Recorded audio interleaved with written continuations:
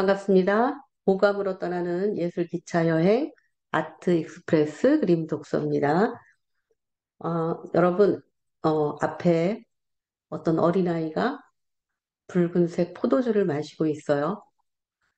자, 이 그림은 바로크 시대의 화가인 귀도 레니라는 사람이 그린 술 마시는 디오니소스라는 작품입니다. 오늘 이 이야기를 하면서 보석 이야기를 좀 한번 해볼 건데요. 여러분 대체로 보석들 좋아하시죠?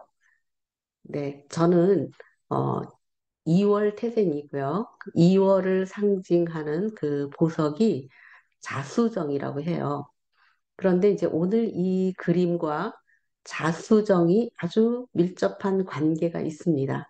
그래서 이제 오늘 보석과 또 디오니소스와 여러 가지 이야기들이 만나는 그림 속에서 오늘 한번 들어가서 살펴보도록 하겠습니다.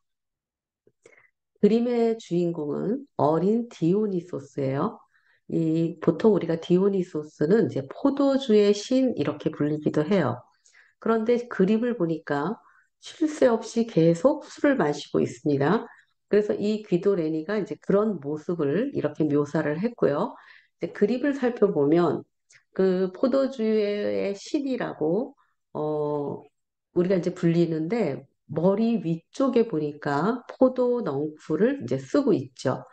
그리고 이제 가지가 이렇게 흘러내리고 넝쿨이 흘러내리고 있으면서 또 술을 마시면서 또 오줌을 넣고 있는 어쩌면 굉장히 그 유쾌하면서도 또 좀 아이러니하면서도 이런 여러 가지 이야기가 이 그림 속에 이제 들어있는 것 같습니다.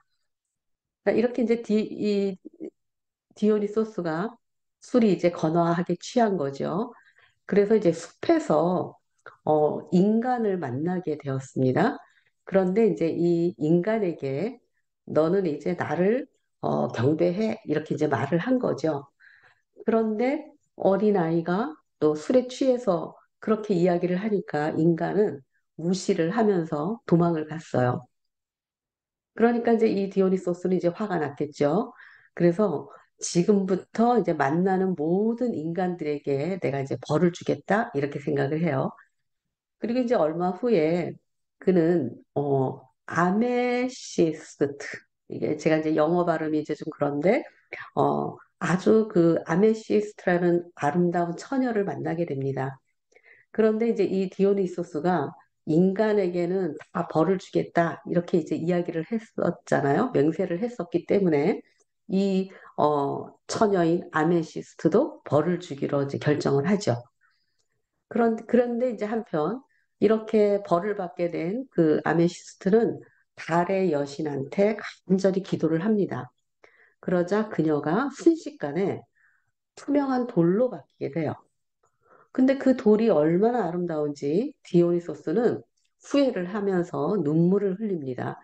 그런데 이제 그 눈물이 술잔에 딱 떨어지자 포도주가 투명한 돌 위로 쏟아졌어요.